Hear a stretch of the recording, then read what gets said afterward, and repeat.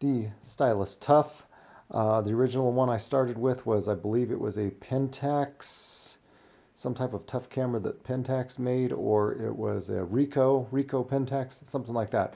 That was destroyed. The battery compartment opened up during swimming, destroyed that one. Fuji XP still survives to this day. Just the batteries, life is the batteries have really gotten bad. They don't hold a very good. They don't hold quite the capacity that they should. I need to bring this up further, don't I? Jeez, I need to go up way up further here. And then what we've got here, we have got the original GoPro 7. This was not my first GoPro, my GoPro 1 that I had that had no screen on it. You couldn't even tell if you were recording on that thing. The original GoPro 1 had some issue because my son was throwing it around. They were using it, playing catch with it, getting footage of it flying through the air. So I did use it as a trade-in to upgrade to the 7. When the 7 came out, I traded my GoPro 1 for the GoPro 7. So I skipped several generations there, just because these other cameras worked okay for me. So GoPro 1 to GoPro 7. This one also, I'm having problems with the batteries not lasting. You can still buy batteries for this third market, whatever they are. You can buy aftermarket batteries for that one still to this day. And the one in white here, I have it all dressed in white, is my GoPro 8. This is one of my favorite GoPros. I've had 2 of these. The first one was destroyed because I dropped it on the lens, breaking it, and actually broke the screen and the lens both. So I was able to do some type of trade-in and get $70 off of a new GoPro 8. So this one I'm being more careful with, keeping it covered. Ideally, I'd like to keep this. There's another case I have that covers this lens completely. Ideally, I'd like to keep this this lens some type of case armor that comes out here. What am I trying to say here? I need this lens protected more. So just this little neoprene sleeve, rubber sleeve that it's in, it's okay, but it really does need to stick out farther to protect that lens, because that lens is the weak spot on these GoPro 8s. Other than that, the footage is good with it. I like the interface. The touch functionality works well. Of course, I say that and I can't turn it on. So yeah, this is a good little, gives a little status indicator up front, and I love the form factor, the size with it. With the GoPro 7, GoPro 7, you have to have these, you have to have it in some type of cage so that your feet, you can hook up the GoPro, otherwise you have nothing to hook it to.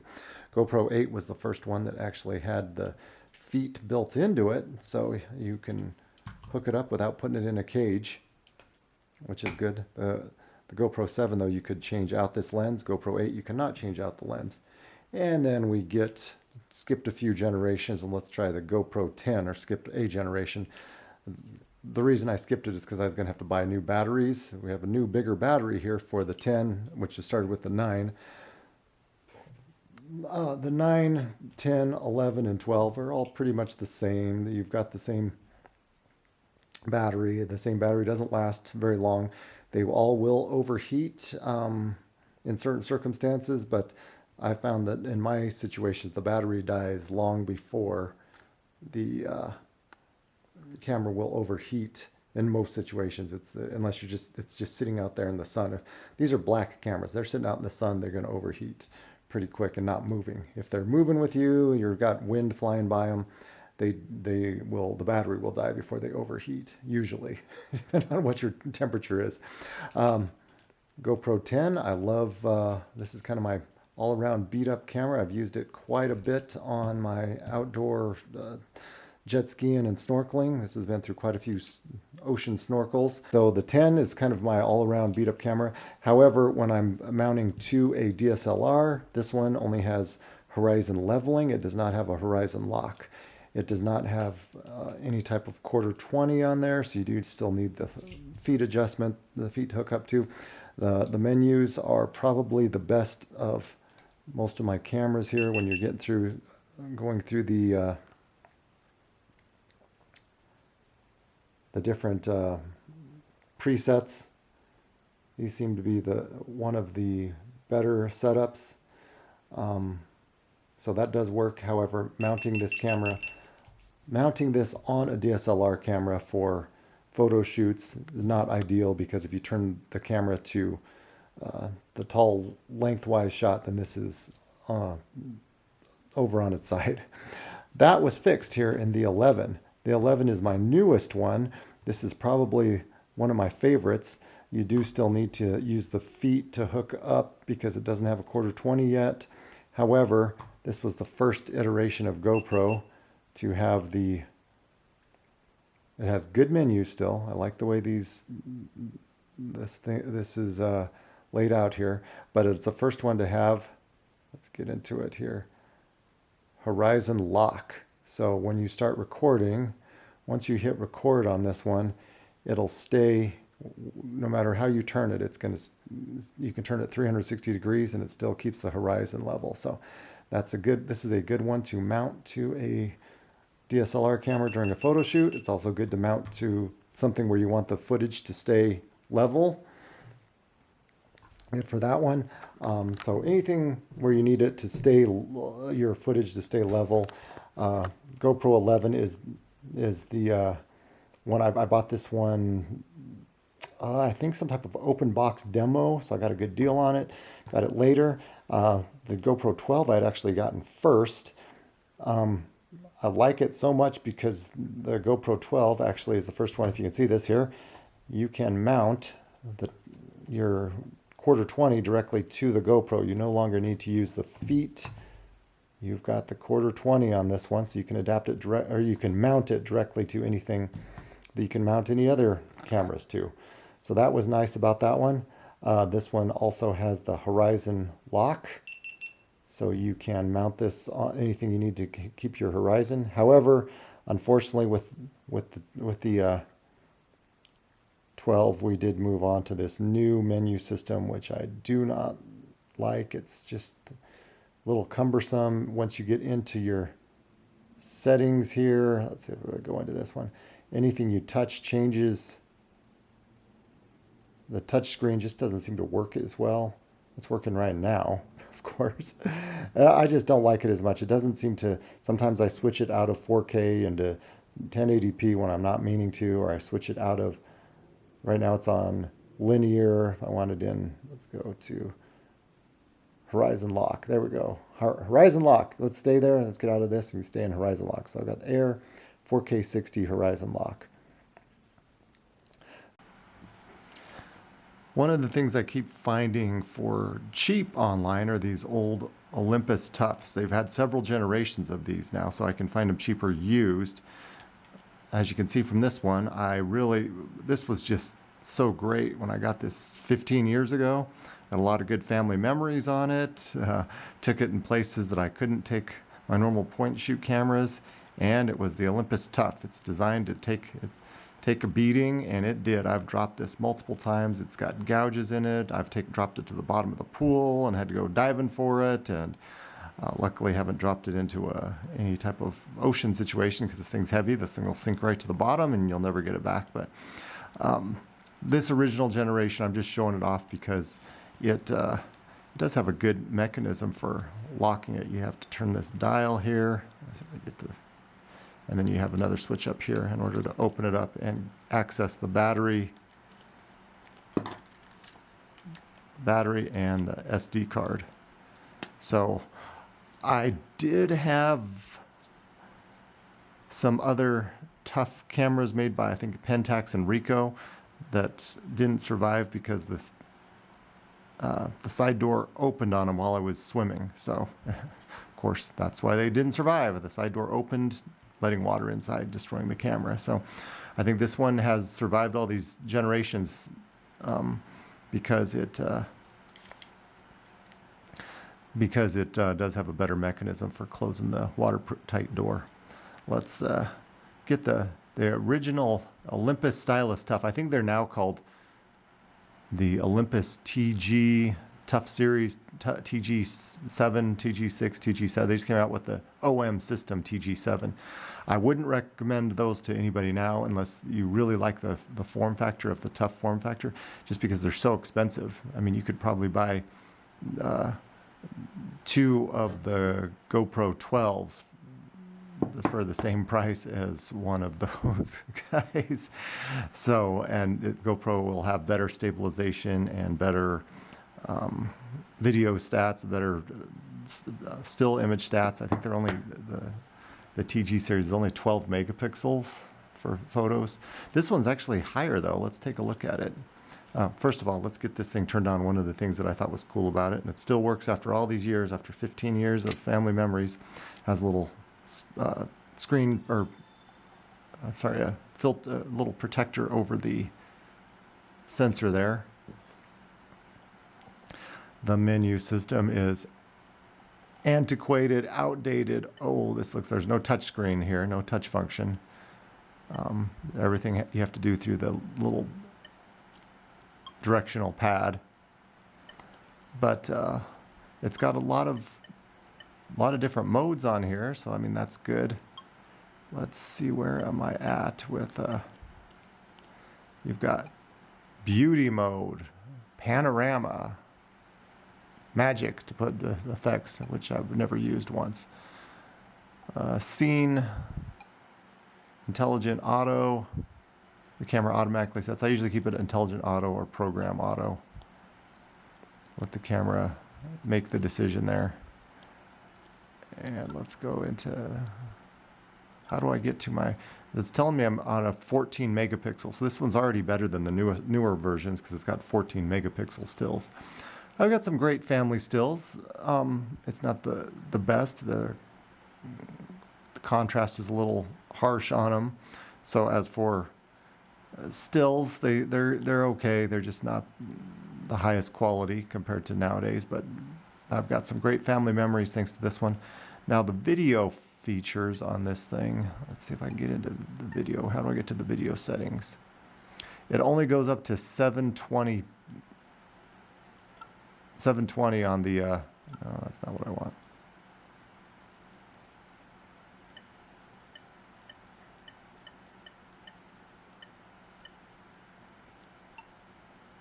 There we go. So image size, 14 megapixels, autofocus mode, face spot, autofocus tracking. I just stick with face because, actually I probably shouldn't, because this is not, I wouldn't use this for humans anymore. Image size, here we go. So the image size here, if you go over to this one, you only have the choice of 720p, VGA, and QVGA. What the heck?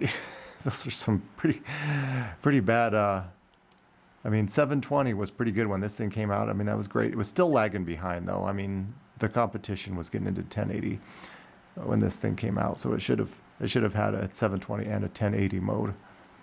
So that is one of the issues I've always had with the Olympus Tough series cameras, is they're tough. They have a great point shoot form factor for carrying with you all the time, and you don't have to worry about sitting on them and dropping them and beating them up. But boy, have they always been lagging behind the competition. The camera that pretty much replaced the TG series and the Pentax Tough series for me was the Fuji XP. I think this is the XP, what is it, 160 maybe? I don't know, 120, 160, something like that. It doesn't say on here. But it doesn't have, it's a tough form factor. It's strong, it's just not as strong as the Olympus. However, the video specs are much, much better. Oh, it even tells you if you opened the battery between the last time, just to make sure it's protected. I want you to make sure you've got it locked in place so it doesn't open. And let's go back, get out of that. Okay. And we've got a much better screen, still not touch function. You still have to go through your menus and a directional pad over here. scene recognition mode, auto, program, cine. You've got so many different modes on here. HDR, natural, portrait. There's too many to get through. There's even night mode, really, on a small sensor like this. Of course, you have underwater macro. I just can't imagine snorkeling and be going through these settings while you're floating through the waves and underwater. I've never changed all those, so I have to stick with the action cam. I just stick with scene recognition auto. There we are. So another nice little thing about the old GoPro 7, there's still lots of accessories, so that makes this I think a pretty desired camera because it's so small. There's so many accessories for it. Of course, by itself it's so small, but it doesn't have the built-in feet, so that's what it is missing. It still is waterproof by itself though, and you just have to get the right type of housing for it. You can make it a lot stronger with things like this. This is just a cheap Amazon, eBay accessory I got for it. And what it is it's just a metal protective housing, I guess, metal cage for it. And let's see if I can get this locked in place here.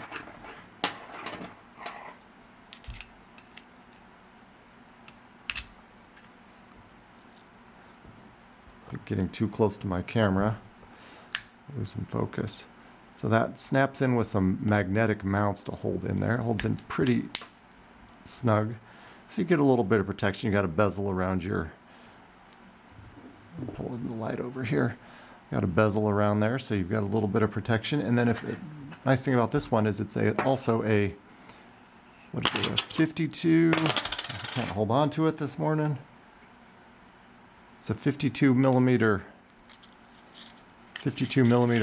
filter thread, so you can throw on. This is just a cheap Amazon Basics UV filter, so it would just give you a little bit of protection for the front screen. If you were to drop it, it would break this instead of your more expensive GoPro screen. I don't know, maybe the GoPro, the sensor protector on the GoPro probably costs less than the a new UV filter. I don't know, but that offers, you can use ND filters there too, so that's what's nice about that. And it's got a little lens cap on there too, so it has some extra protection for the camera if you were to drop it or bang it around. Stabilization is not supported at 4K, and for me, these action cams, I move them too much, I need the stabilization. So that puts me back to 2.7K at 60. 2.7K at 60 is going to be my go-to for outdoor stuff or bright light stuff. I can always switch that to 2.7K 30 if I'm in dimmer light, but actually if I'm in low light I would switch to 4K because stabilization doesn't work in low light anyway, so on most of these GoPros. So alright, so hopefully that camera picked it up. GoPro 7 has a little tiny screen, a little tiny camera. It's the smallest form factor, but you do have to put it in some type of cage in order to mount it to something, so that always adds a little bit of bulk and weight to it. It's still small enough to wear comfortably though, so it's still very good. Battery life, again, poor. We're already down to 40% battery, and that's just from messing with menus. So they all do suck on batteries. That's one thing that GoPro has not been able to fix in all these generations. Poor battery life. Here we go. Let's go. It's picking it up. The GoPro 8, which is kind of a unique looking GoPro. It doesn't have, it's the 1 year where nothing, you couldn't tell it apart, or it's the 1 year that's unique. The 8 has some features that no other year has. I'm getting coffee, trying to stay warm here, but this one seems to have a little bit better. The menu system, I think, is actually better here because you have a little bit of a lane on the side, so you're not jumping into everything. Let's see if I can get into the choices again. Are not the best. We've got POV, outdoor, and water. Okay, that's okay, but then trail, epic. I'll take epic, but indoor, what it should have is more of a lower light, and setting instead of just indoor. How about just lower light? Because you could be outdoors and have lower light too. I have a standard setting. I do like that one. In standard setting, I always do choose either a 1080 or 2.7K. But here at 2.7K, let's jump in 2.7. Look, I have the choices of 120, 60, 30, and 24. So why do I lose those when I go to the GoPro 12? I suddenly don't have those choices. I could understand if it was 720p. Well, nobody uses 720p anymore, so you don't need all these different choices for 720p. Still, it's it's an advanced camera. It should give you the choice of what you want to choose. You should have these choices. So I've got them in the 8.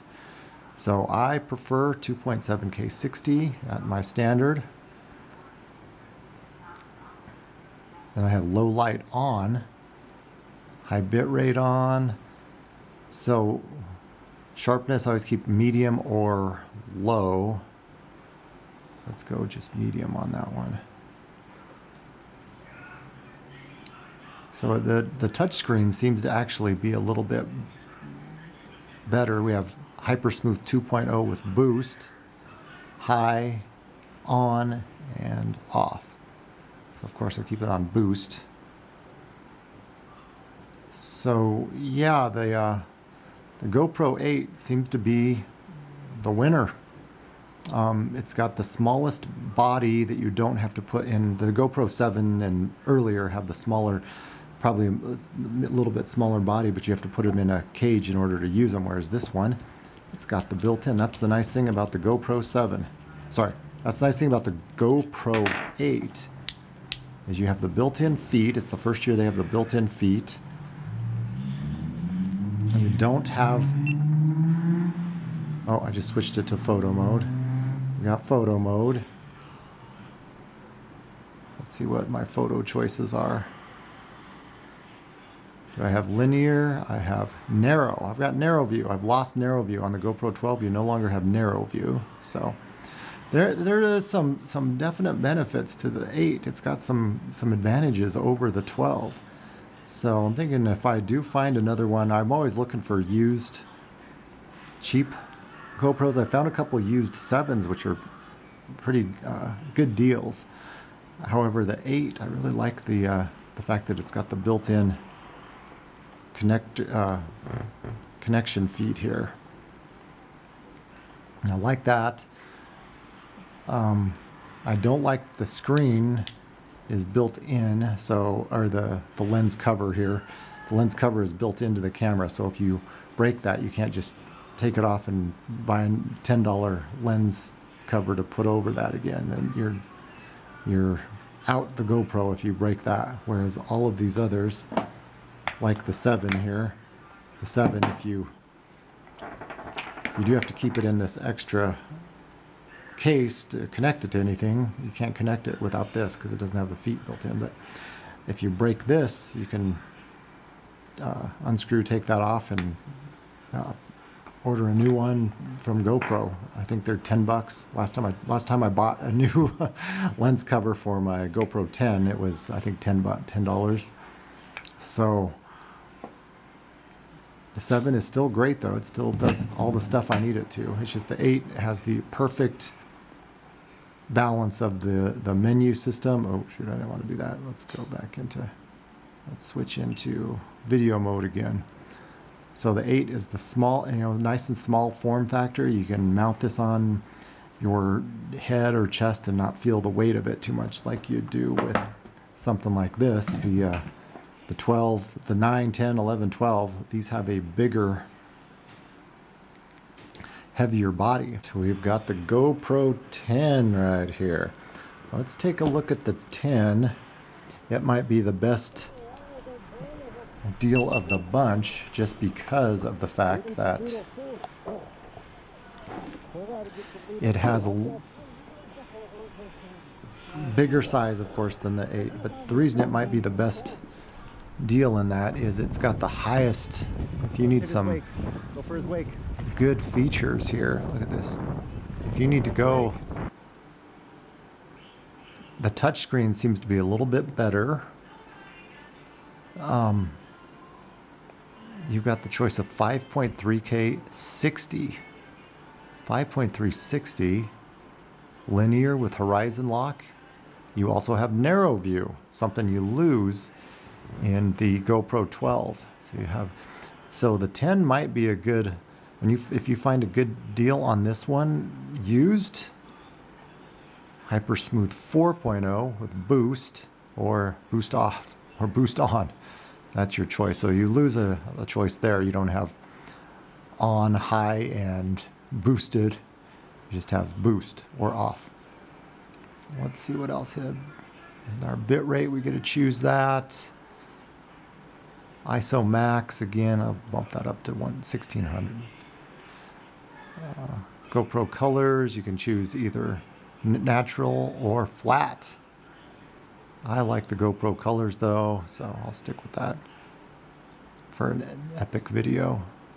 So 5.3K 60 with boosted hypersmooth. That's pretty good. I don't know if my computer can handle that though. I think I'll change that to, let's just go 4K 60. 4K 60 is plenty. The GoPro 12, they've changed the way their menu system works here. The touchscreen is still not as responsive as I'd like it to be, but it still works. It does its job. I'm seeing some issues with their naming of their different shooting modes. We have the chesty, we have the helmet. Somewhere there's the mouth mounted. I mean, chesty, helmet, aren't they pretty much the same thing? They're going to be POV type of shots. So, and they've already got one somewhere on here. If I get down to it, I've got so many choices here. POV right there. So we have POV. So POV should be including head, chesty, and the neck mount and the helmet mount, whatever. They're still all point of view to me. So I'm not really a big supporter of their naming. Some of these things, stars. Okay, GoPros are not good for looking at stars. I'll tell you that right now. They shouldn't even have that one in there. Looping, I like that name because it's one I set up for continuous recording in 1080, and it'll just keep going. Okay, that makes sense. But surf, air, yeah, I don't. Surf and air, I don't know what those mean.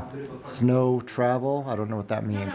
Trail, stars, that could mean anything you want. So what I've done is I've just added things that I think kind of make sense. What I'm really concerned about is more so getting into these modes. And let me do I've got my shortcut is sometimes I want to be in 1080. In 1080, I have all of my choices here. I've got 24, 30, 60, 120, and 120, 240. So it's nice to have all those choices in 1080p, which is great. And then also, but then when I try to, that's what the problem I have with the touchscreen on these GoPros. As soon as you try to swipe, then I just drop myself down to 24 frames per second. I don't ever use 1080 at 24. It's 1080 at 60 or above. And see, there it goes again. Changing my settings when I don't want it to. It just switched me to 4K. So we're now at GoPro 12. They still haven't fixed their touchscreen. Touchscreen still, it still changes to things you don't want it to. So let me go back in here. I mean, it's nice to have this HDR and log mode. That's pretty cool, but log, I lose some of my choices here. So go back to standard. Standard. Go back into the menu. See if I can scroll through this. That's standard. I want to be at 1080, 60, and I want to use linear with horizon lock. I like the linear and horizon lock. Those are the choices I like to make. Okay. I think we're back in. Let's see if I can get out of here without changing settings again. I get out of this without changing my settings. All right, I escaped video mode without changing settings. Let's go back into it one more time though, because I forgot to show you there's one thing here. I don't know why they dumbed it down like this, but 2.7K is blurred out for every single frame rate except for 240. why can't I use 2.7K? I want to be able to use, sometimes you need a little bit more than 1080p in resolution. Sometimes I know I'm going to be cropping in on something. I want to be able to get into 2.7K 30. Oh, you can't do 2.7K 30. So 2.7K, you can only do at 240. So ultra slow motion, that's good. And then I can't even scroll through that without changing it again. So it's very annoying that you can only use 2.7K with 240. So essentially super slow motion. Insta360 Ace Pro 2. I'm recording this now with my GoPro 10 because I need something that I can get a little bit closer to than my Canon R50V with its big lens on it. I just can't seem to make that work. That lens just is not close enough to make this really easy one. So yeah, that camera is just not working out the way I need it to. Let's turn this on.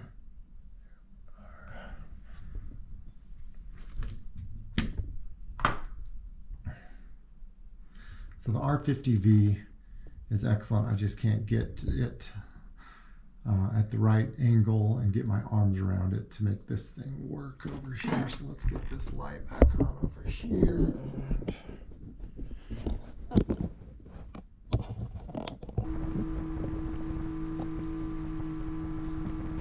And here we are. So let's get this thing off of here.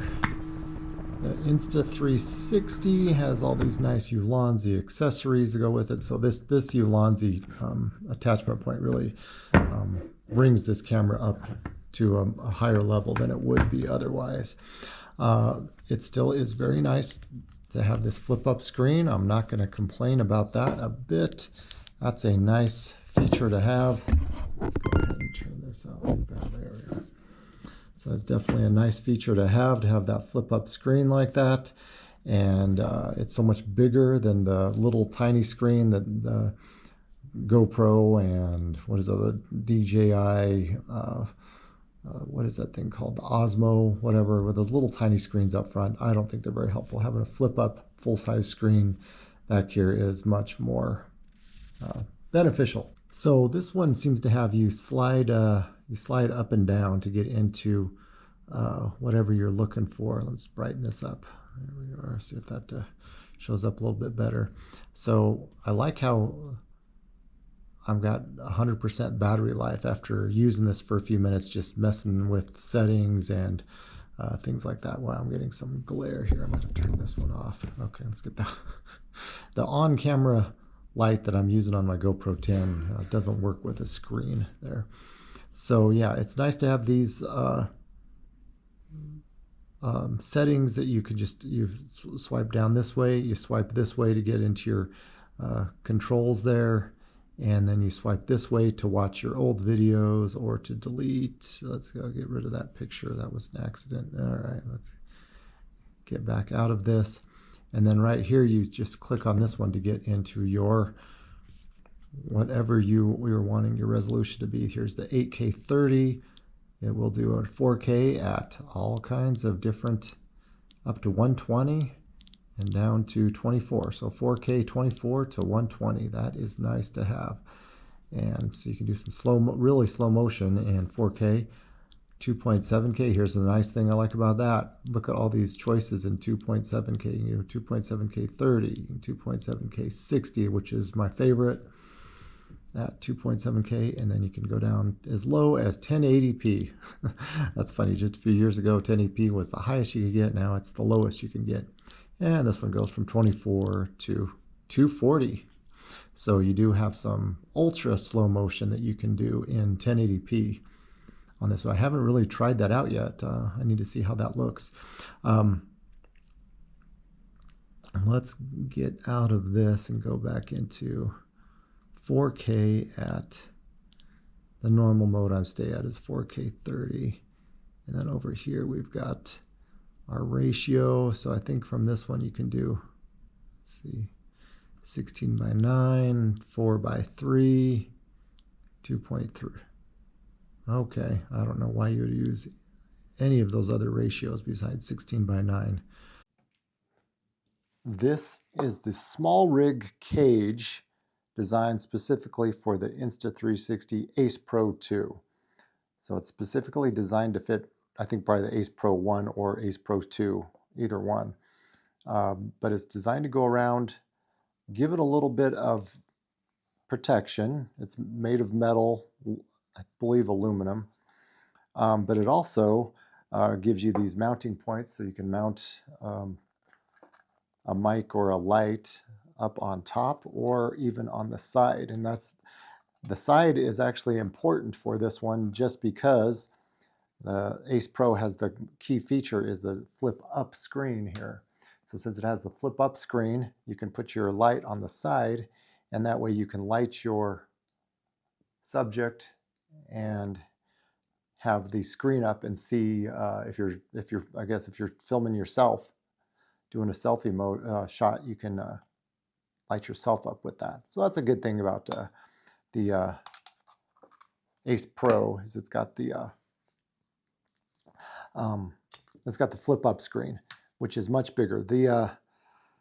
By comparison, it does not have, the Ace Pro only has the proprietary mount here. So it does not have a built-in feet that come out. You do have to use this proprietary mount to have a foot to mount to. There is a workaround, and that's also, let's see who, this is by Ulanzi. This is the workaround for that. And this is a, has the connections there. It's made of metal. Locks in. Doesn't lock in quite as, doesn't have kind of the snappy sound when it locks in. It still seems to lock in pretty well though. I just don't hear a clicking sound when this one is latched on. But the good thing about this one is it does, the Ulanzi does have a quarter 20 for mounting to anything, and also flip down mounting feet. So you can use the GoPro style mounting feet on that one. You can flip on the side and just directly with a quarter 20 and go directly into this mount right there, which is, as you can see, lots of accessories, third-party accessories from Small Rig and Ulanzi and Telesin to make these things even more versatile.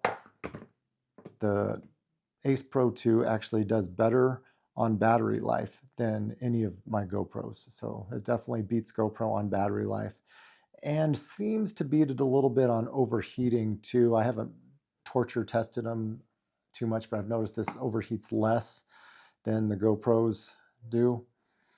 However, this GoPro 10 is just an absolute workhorse, and I have been using this for 4 years now, and snorkeling, diving, jet skiing,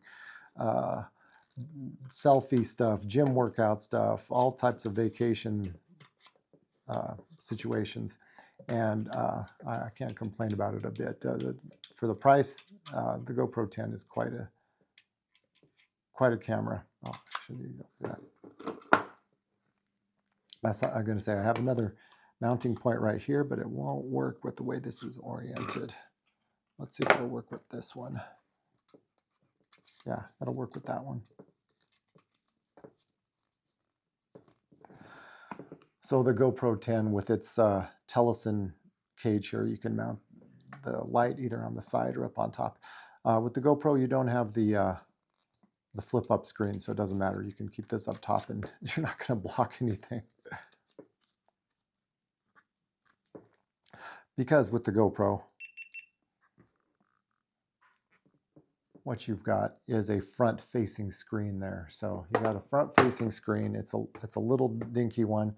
I find that I cannot even see that. I usually turn this off just to save battery because I usually can't see it anyway. Whereas with the Insta360, you actually can see yourself in the screen. All you have to do is remove your top-mounted light, flip this around. You have a much better front-facing screen on this one, much bigger.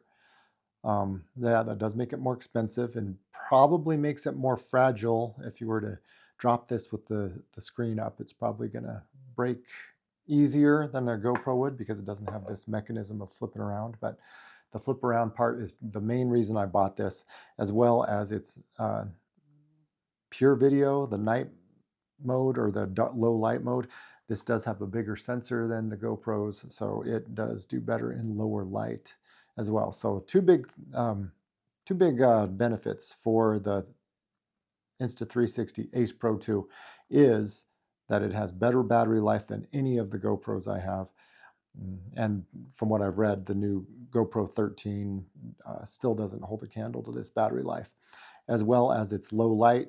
None of the GoPros are made for low light. They're made for bright lights and outdoor stuff. And for the most part, the Ace Pro 2 definitely does better in bright lights and outdoor stuff. However, if you are to use this in a lower light setting, it definitely does better in lower light than the GoPros do. I'm not giving up on GoPro as of yet and going with these other cameras. I definitely not interested in the DJI action cams at this point. Let's see here, if I turn this off. This one has a removable lens cover as well, so I could replace that if I break it.